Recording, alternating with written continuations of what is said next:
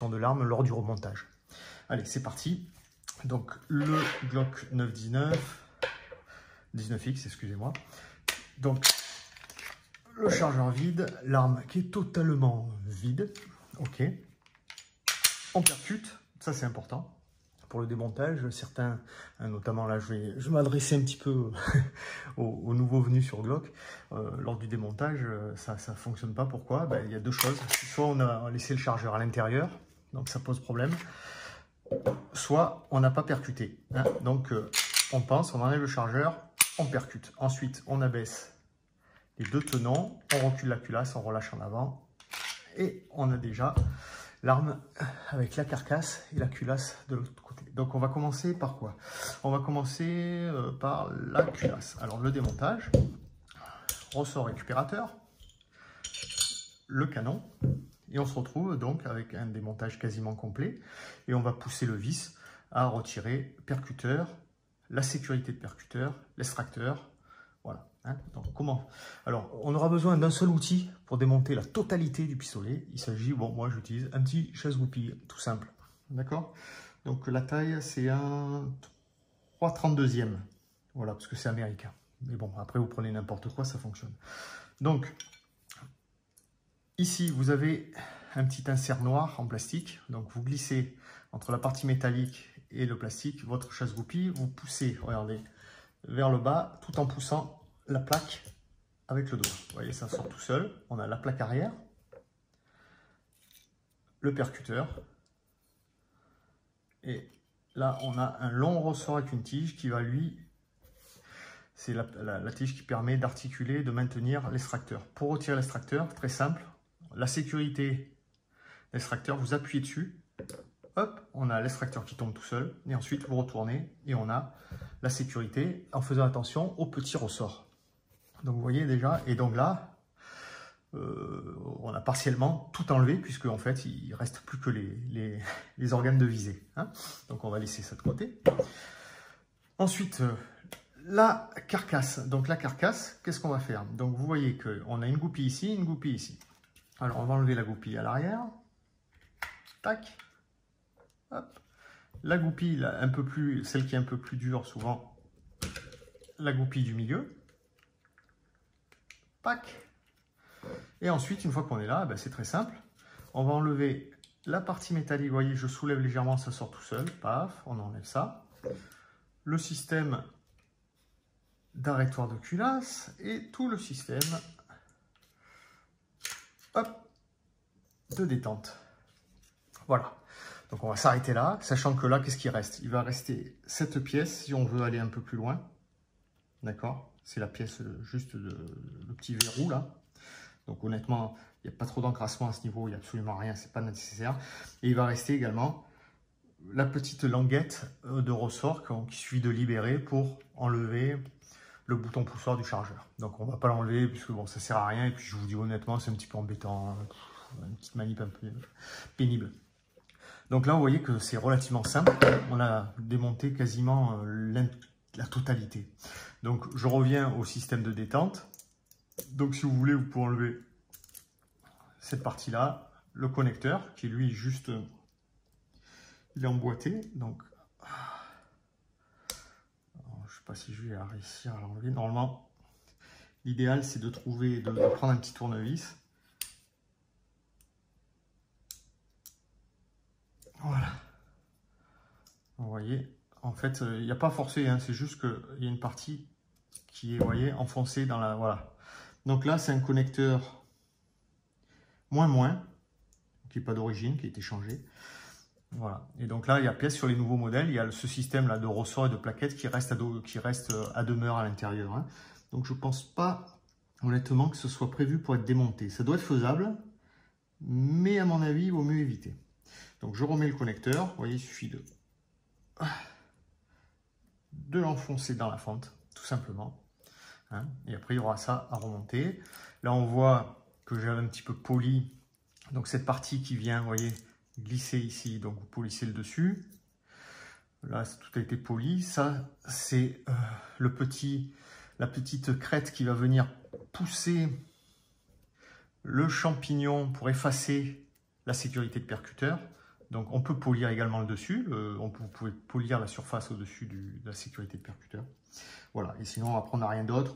Il y en a qui polissent ça, mais bon, quand vous regardez une fois monté, il n'y a aucune friction, il n'y a aucun métal contre métal, donc ça ne sert à rien de tout polir. Alors c'est plus joli, mais bon, c'est pas nécessaire. Donc là on imagine que vous avez fait le nettoyage. Donc moi mon arme normalement elle est totalement propre, elle est nickel de chez nickel, hein. Donc là vous voyez c'est la finition dorée qui à l'intérieur a des reflets violets et noirs, enfin gris, mais bon l'arme est totalement propre.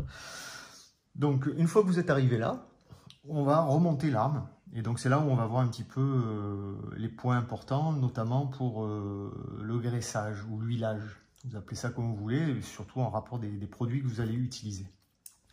Moi personnellement, je nettoie souvent mon arme.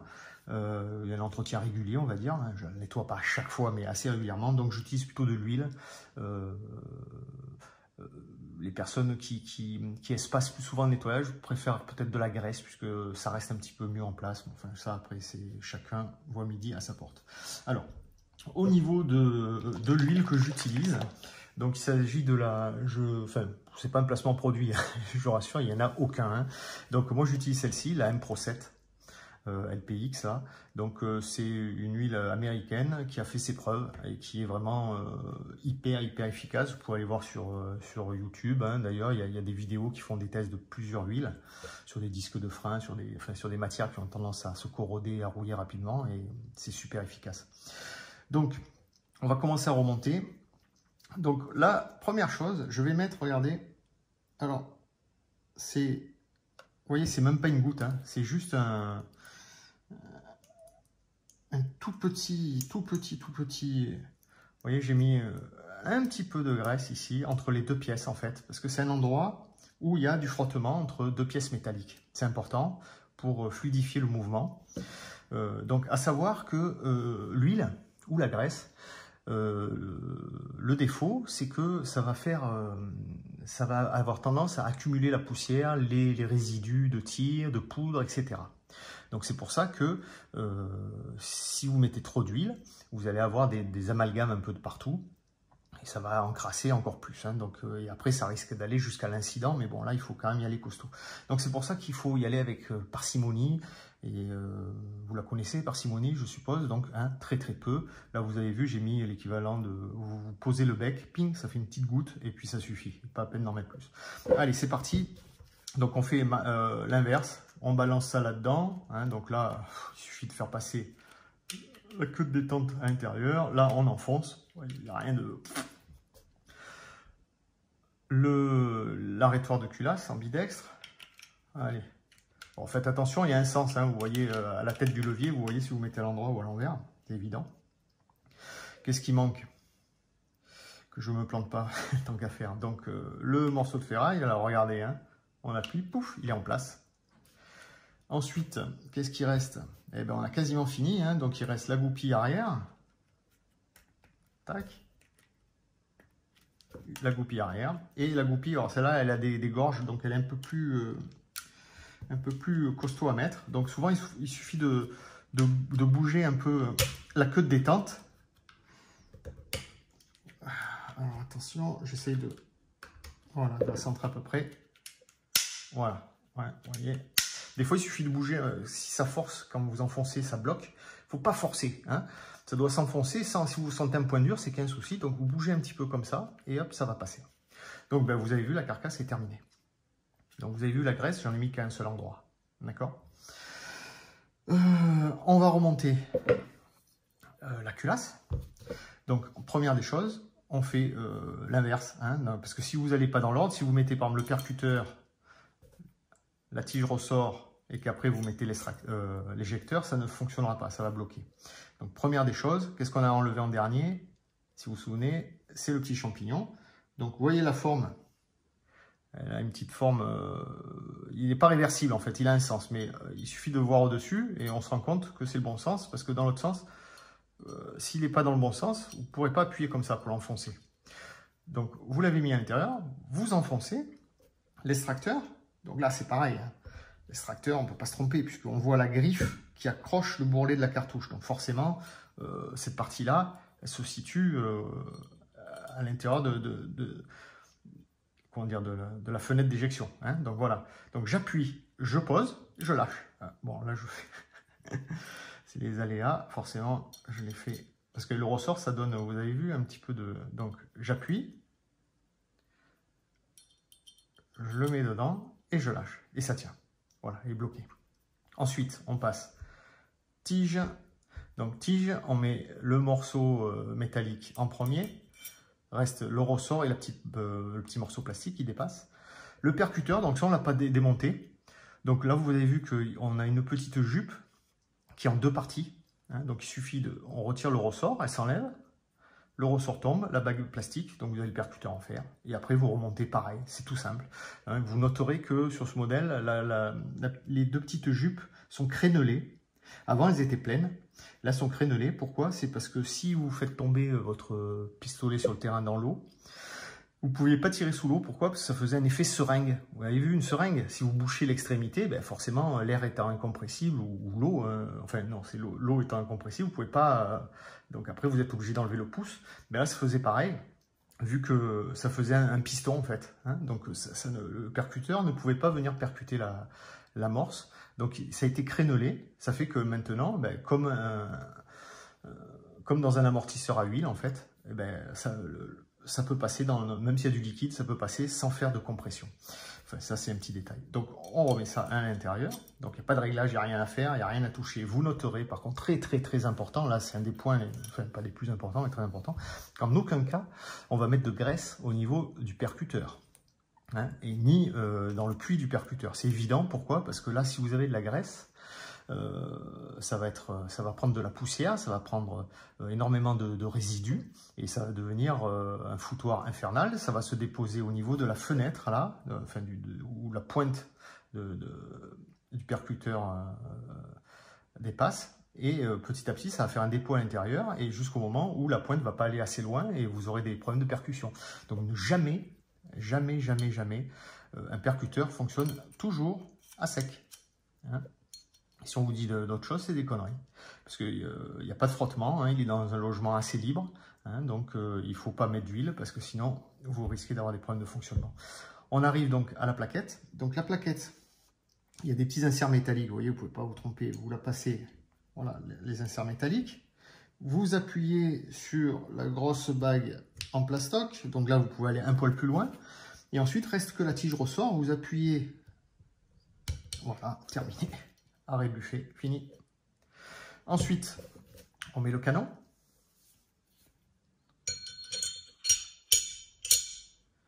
et le ressort. Alors le canon, c'est pas forcément nécessaire, moi je le fais parce que là, je vais pas utiliser pendant un petit moment, donc je mets, vous voyez, je tapote à peine un peu avec le doigt, hop. Ça, c'est histoire de laisser, comment dire, un petit film gras. Voilà. Un petit film gras sur le canon, bien que ça ne craint pas du tout. Hein. Donc pareil, la rampe, je ne graisse pas. Le canon à l'intérieur, forcément, on ne graisse pas. On balance. Hop. Ressort récupérateur. Voilà. Là, on est bien tintin. Ensuite, on n'a plus qu'à remonter. Donc, je vais rajouter une pointe. Mais vraiment une pointe. Hein, vous voyez, j'y vais petit, j'appuie même pas sur le bidon d'huile. Sur les 4 inserts métalliques. Donc, bien là. Et alors là, posez, mettez un petit coup sur le même endroit, hein, les inserts métalliques. Basta. On ramène tout ça. Et ça fonctionne. Ok. Dernier petit point de graissage. On va venir déposer ici un petit filet d'huile. Vous voyez où je l'ai mis? Et on va faire fonctionner plusieurs fois. Et là, vous voyez que ça va s'étaler à mesure. Et ça va... Parce que si vous faites bien attention, on a cette partie du canon, comme quand la culasse recule, le canon se déverrouille et s'incline vers le haut. On a la partie qui vient légèrement frotter sur l'intérieur haute de la culasse. Donc là, vous mettez un peu d'huile et ça va migrer automatiquement. Voilà, donc là c'est bon, après c'est fini. Alors, le 19X a une carcasse irisée, on va dire, qui a une tendance à prendre pas mal les empreintes de doigts. Alors souvent, quand j'ai fini, comme j'ai un peu de gras sur le doigt, j'en rajoute un petit peu dessus, ça lui donne une teinte plus uniforme, ça évite qu'il ait ce côté un peu mat. Alors, n'en mettez pas non plus sur les fibres optiques ou les organes de visée, ça va faire pareil, hein. Ça va vous coller la merde, ça sert absolument à rien. Donc voilà, donc vous avez vu la rapidité. On a fait montage, enfin on a fait démontage, montage, et tout ça, ça nous a pris vraiment très peu de temps, hein. Donc si vous avez des questions, n'hésitez pas à les poser. Hein, je suis ouvert à toute question. Bon, sachez que forcément, on pourra voir, si vous le désirez, hein, si j'ai la demande, le démontage d'autres armes, notamment sur des revolvers, ça peut être intéressant. Sachant qu'un revolver, à l'intérieur, se salit moins, mais c'est toujours sympa. Concernant l'utilisation d'huile et de graisse, hein, vous avez vu que c'est vraiment très peu. Très peu. Là, on est dans du graissage ou de l'huilage, on va dire, efficace pour le tir. C'est-à-dire là, j'ai nettoyé mon arme, je l'ai huilée, graissée, elle est prête pour le tir. On est d'accord? Maintenant, si c'est pour du stockage, là, c'est différent.